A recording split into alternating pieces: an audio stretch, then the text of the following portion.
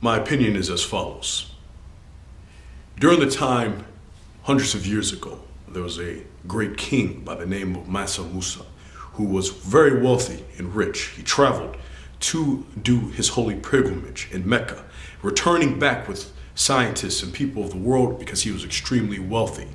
Across his travels of North Africa, he actually lowered the value of gold because he gave away most of his fortune in his travels to Mecca.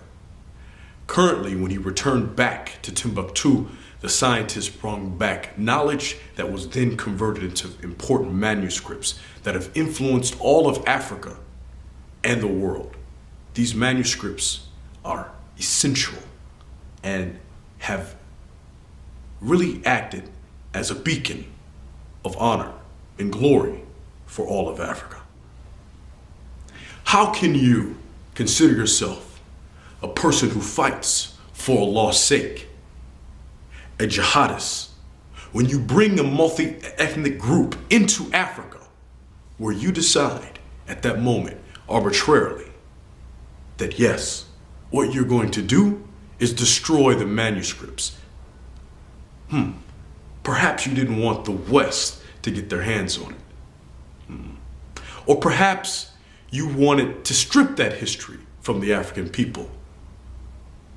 Whatever you chose to do, those Islamic rebels in Mali that burnt the manuscripts, it was foolish because according to Islam, you chose violence or an act of degradation or oppression over freeing the people in Mali. You decided to destroy the knowledge that was given to them through hundreds and thousands of years of research.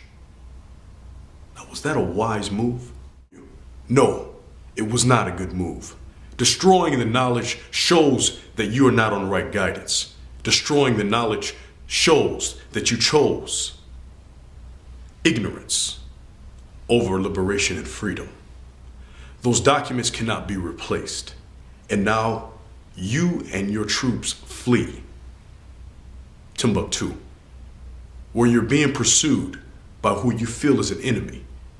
Now I believe that the wrath of Allah will be on your tail because you just made a vital mistake by destroying ancient knowledge and references to Islam in one ignorant swoop.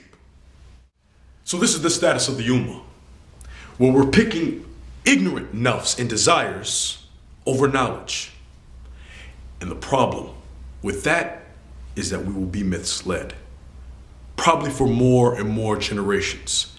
So my call is to the Muslims: keep your mind focused on learning, because knowledge is becoming as scarce as diamonds. Knowledge is becoming something that people don't deal with. You'd rather be on your computer looking things up on Google than studying for your PhD. Oh, and you'd rather read the fast gossip or reality show than read something on thermodynamics or quantum physics. This is where the society is headed towards a doomful reality of ignorance and vain desires. Is there a solution? I'll leave that to my viewers to answer. But this is my opinion.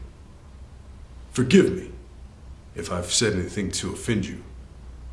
With my limited capacity, I only hope that my analysis was accurate. In the meantime, pray for me and pray for us all that we can make it another 1400 years. This is your brother Umar, signing out.